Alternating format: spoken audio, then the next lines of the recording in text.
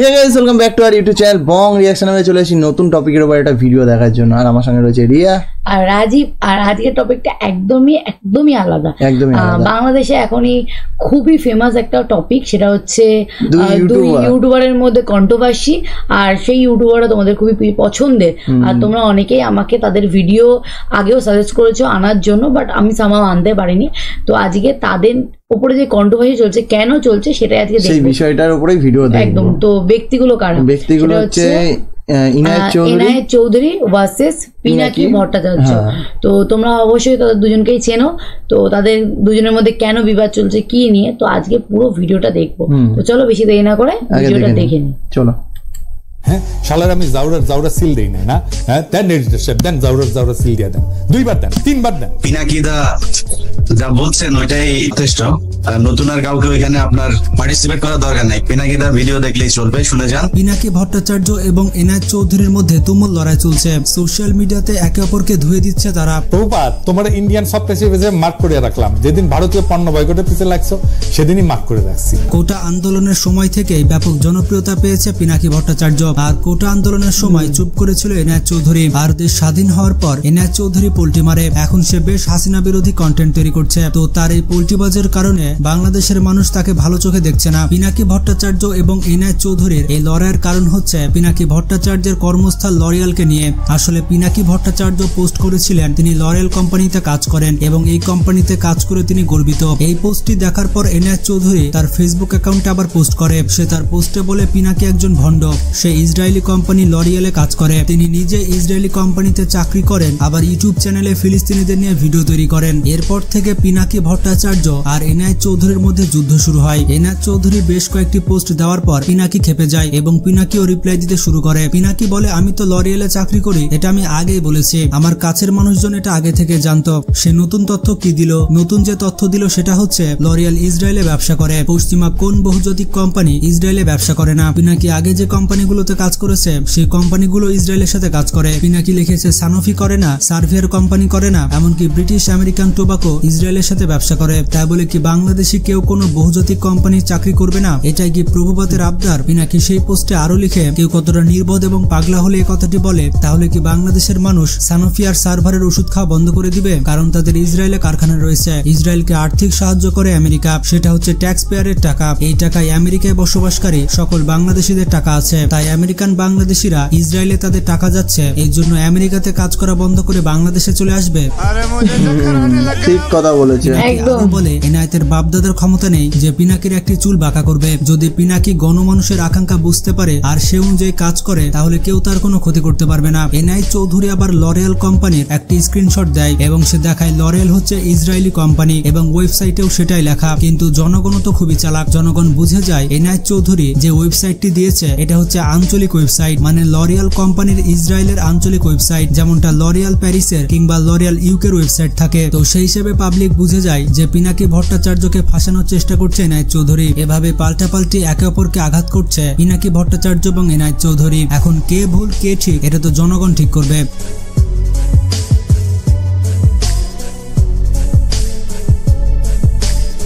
তো ঝগড়াঝাটি চলতেই থাকবে। এর মাঝখানে আমরা জেনে আসি পিনাকি ভট্টাচার্য এবং ইনায়েত চৌধুরী সম্পর্কে। আপনারা অনেকে ইনায়েত চৌধুরী সম্পর্কে জানেন না, আবার অনেকেই জানেন না পিনাকি ভট্টাচার্য সম্পর্কে। তাদের ব্যাকগ্রাউন্ড আসলে কি, তারা কিভাবে এই পর্যায়ে আসলো, চলুন এসব কিছু জেনে আসি। তো প্রথমে আমরা ইনায়েত চৌধুরী সম্পর্কে জেনে আসি। ইনায়েত চৌধুরী সম্পর্কে খুব একটা ইনফরমেশন অনলাইনে দেওয়া নেই, কিন্তু তারপরও যেটা জানতে পেরেছি আপনাদের সাথে শেয়ার করছি। ইনায়েত চৌধুরী বর্তমানে বাংলাদেশ প্রকৌশল বিশ্ববিদ্যালয় বা বুয়েটের পানি ও বন্যা ব্যবস্থাপনা ইনস্টিটিউট বা IWFM এর প্রভাষক হিসেবে শিক্ষকতা করছেন। এর আগে তিনি একই বিশ্ববিদ্যালয়ের প্রকৌশল বিভাগ থেকে স্নাতক সম্পন্ন করেন। এছাড়া তিনি পড়াশোনা করেছেন রাজধানীর নটরডেম কলেজ ও আইডিয়াল স্কুল অ্যান্ড কলেজ থেকে। আপনারা হয়তো জানেন না তিনি পদ্মা সেতুর সাথে জড়িত ছিলেন। পদ্মা সেতু নিয়ে চিন্তা ভাবনা শুরু হয় 2017 সালে। 3 বন্ধু মিলে পদ্মা সেতুর নদী ব্যবস্থাপনা কাজ দেখতে গিয়ে এতে গবেষণায় তার গভীর আগ্রহ জন্মে। তিনি নিজে গবেষণার কাজে অনেক দিন থেকে যুক্ত। তিনি অন্যদেরও গবেষণা করতে উৎসাহ প্রদান করেন। পদ্মা পদ্মা সেতুর নদী ব্যবস্থাপনা নিয়ে তার উল্লেখযোগ্য একটি গবেষণা প্রবন্ধ রয়েছে।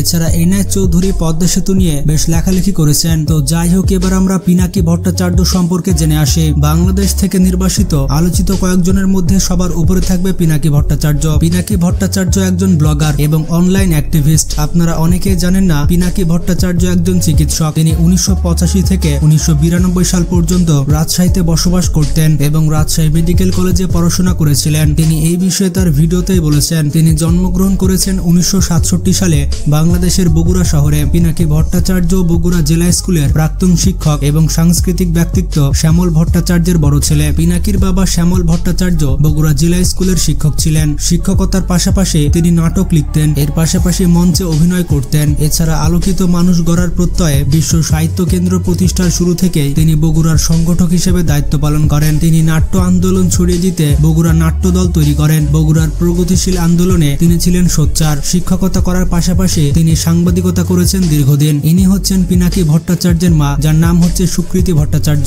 এটি হচ্ছে পিনাকির ভাই অব্র ভট্টাচার্য, আর এটি হচ্ছে বোন, যার নাম হচ্ছে লোপা ভট্টাচার্য। পিনাকি ভট্টাচার্য চিকিৎসা বিদ্যায় পড়াশোনা করলেও বর্তমানে তিনি এই পেশায় যুক্ত নন। সফল উদ্যোক্তা এবং ব্যবসায়ী হিসেবে পরিচালনা করছেন একটি ফার্মাসিউটিক্যাল কোম্পানি। তিনি প্যারিসে বসবাসরত একজন বাংলাদেশি ব্লগার এবং সোশ্যাল অ্যাক্টিভিস্ট হিসেবে অধিক পরিচিত।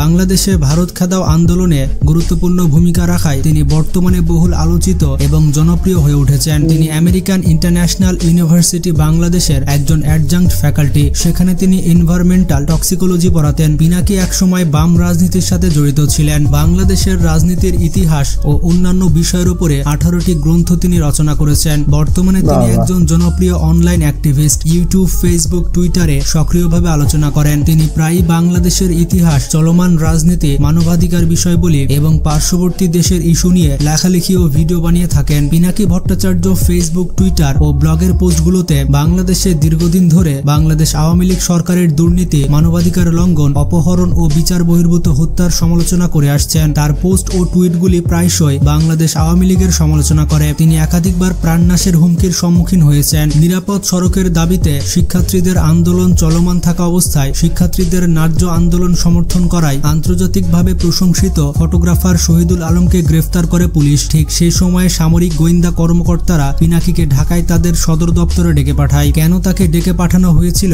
সে বিষয়ে বিস্তারিত তারা কিছুই বলেনি। নজির রয়েছে সামরিক গোয়েন্দা কর্মকর্তা বিরুদ্ধ মত পোষণকারীদের দপ্তরে যাদের ডেকে পাঠানো হয়, তারা সামরিক গোয়েন্দাদের সাথে দেখা করার পর তাদের অনেককে আর খুঁজে পাওয়া যায়নি। তাদের বেশিরভাগকে পুরে দেওয়া হয়েছিল আয়নাঘরে। পরিস্থিতি বিবেচনায় গোয়েন্দা কর্মকর্তাদের সাথে দেখা করতে না গিয়ে আত্মগোপনে চলে যান পিনাকি। গোয়েন্দা কর্মকর্তারা একাধিকবার পিনাকির বাসস্থান এবং অফিসে অভিযান চালিয়ে তাকে খুঁজেছিলেন। এমনকি তারা তার বাসস্থানকে 24 ঘন্টা নজরদারির মধ্যে রেখেছিলেন। পিনাকি আত্মগোপনে থাকাকালীন কর্তৃপক্ষ তার দেশ ছাড়ার উপর নিষেধাজ্ঞা জারি করে। এই সময় বন্ধুদের সহায়তায় দেশ ছাড়তে সমর্থ হন পিনাকি এবং 2019-এর জানুয়ারিতে ব্যাংককে গিয়ে পৌঁছান। এর ঠিক 2 মাস পরে তিনি ফ্রান্সে গিয়ে পৌঁছান। বর্তমানে পিনাকি ভট্টাচার্য এখন ফ্রান্সের রাজনৈতিক আশ্রয়ে রয়েছেন। প্যারিসের সোবর্ণ ইউনিভার্সিটিতে এখন উচ্চতর পড়াশোনা করছেন তিনি। বাহ। তো আশা করি পিনাকি সম্পর্কে আপনারা জানতে পারলেন। তো সব মিলিয়ে সোশ্যাল মিডিয়াতে তাদের প্রচন্ড লড়াই চলছে। অনেকে তো আবার কমেন্টে বলছে তাদের মধ্যে WWE ম্যাচ অনুষ্ঠিত করা হোক এবং এই ম্যাচের মাধ্যমে তাদের সমাধান করা হোক। আমার মার্ক করা ভুল হয় না, বুঝছাও? তো একটা জিনিস জানো, কয়া রাখি, বাঘে শুইলে 18 গা, থোলাই শুইলে 36 গা, আর পিনাকি শুইলে জয় বাংলা। তো পিনাকি এবং এনায়েতের মধ্যে আপনি কাকে সাপোর্ট করেন কমেন্ট করে জানান। ভিডিওটি ভালো লাগলে বেশি বেশি বন্ধুদের সাথে শেয়ার করতে পারেন। আজকে এ পর্যন্তই। ভালো থাকবেন, নিজের খেয়াল রাখবেন, টেক কেয়ার। হ্যাঁ, শালারা মানে কি লেভেলের কন্ট্রোভার্সি। তবে ঠিক আছে, লজিকগুলোও ঠিক আছে। মানে পিনাকি বলে যিনি রয়েছে, পিনাকি ভট্টাচার্য, ওনার লজিকটাও ঠিক আছে। ফার্স্ট লজিক দিয়েছিল, সেটা ভালো লেগেছে আমার।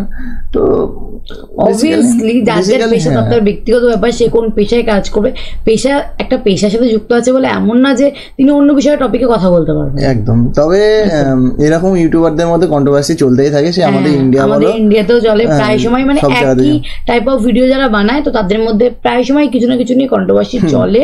আর এটা স্বাভাবিক ব্যাপার। যখন ইউটিউবাররা ক্লাস হয়, মানে নিজেদের মধ্যে তো কন্ট্রোভার্সি হবেই, তখন ঝামেলা হলে সেটাই সেই মজাটা নেয় হচ্ছে পাবলিক একদম। আর প্লাস অনেক ইউটিউবার হ্যাঁ, তারা আবার সেই ভিডিও মানে তাদের ভিডিও গুলো উপরে রোস্ট করে বা ভিডিও টপিকের উপরে ভিডিও বানায়, তো তারা আবার প্রফিটেবল হয়, মজা নেয়। তো যাই হোক, ভিডিওটা ভালো ছিল। তোমরা কাকে পছন্দ করো এই দুই ব্যক্তির মধ্যে, তো সেটা কমেন্টে জানিও। আর এই দুজনের মধ্যে কে স্ট্রং পার্সোনালিটি আছে, মানে কাদের বা কার, সরি, তো সেটাও কমেন্ট বক্সে লিখো, কারণ সেইভাবে আমরা দুজনকে চিনি না খুব একটা, সেভাবে কাউকে চিনি না, ভিডিও দেখিনি, দেখা হয় না। তোমরা বলেছিলে যে ইনার উপর ভিডিও আনতে, তো এখন একটা কন্ট্রোভার্সি চলছে, তাই ভিডিও নিয়ে আসলাম। হ্যাঁ, ভেবো তোমরা ভাববে হয়তো আমরা ইউটিউবার, তাই অবভিয়াসলি আমি তো বলেই দিলাম, সবাই এই জিনিসটা মাথায় আনে। আর মানে কন্ট্রোভার্সি চলছে তাই চোখের সামনে এসে তাই ভিডিওটা আনতে পেরেছি, কন্ট্রোভার্সি না চলে চোখের সামনে ভিডিওটা আসতেও না, আনতেও পারতাম না। তো যাই হোক, বাদ দাও সেসব কথা। ভিডিওটা কেমন লাগলো সেটা কমেন্ট বক্সে। যারা এখনো সাবস্ক্রাইব করোনি চ্যানেলটা, অবশ্যই সাবস্ক্রাইব করে দিয়ে যেও, নাহলে এরকম কন্ট্রোভার্সির মধ্যে আমরাও জড়িয়ে যাবো কোনোদিন। একদম। আর লাগে উড়াধুরার হিন্দি ভার্সন বেরিয়েছে, আর সেটার উপর আমরা রিয়াকশন দিয়েছি, সেটা বং রিয়াকশন অফ 2.0 তে দেওয়া আছে কমিউনিটি। যেমন হিন্দি ভার্সনটার অরিজিনাল ভিডিওটার ভিউ রয়েছে, সেরকমই আমাদের চ্যানেলেরও ভিউ সেরকমই আসছে, তো প্লিজ গিয়ে দেখো আর ভিউটা বাড়াও। একদম, তোমরা বুঝতে পারছি যে হিন্দি ভার্সনের থেকে বাংলা ভার্সনটা বেটার, বাট হিন্দি ভার্সনটাও খারাপ যদি মনে হয় একবার শুনে এসো। একদম। তো যাই হোক, চলো ভিডিওটা এখানে শেষ করছি, দেখা হবে নেক্সট ভিডিওতে। ততক্ষণের জন্য টাটা।